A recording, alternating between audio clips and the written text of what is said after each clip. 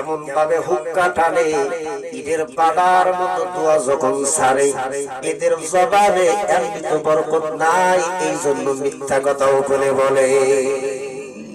কথা বলে ঠিক না? ভাইরা আমার, আল্লাহর নবী বলেন আমার উম্মতেরা,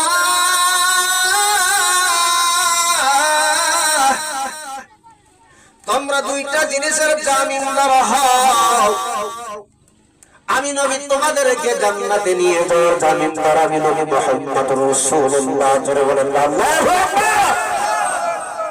দুইটা জিনিস কি?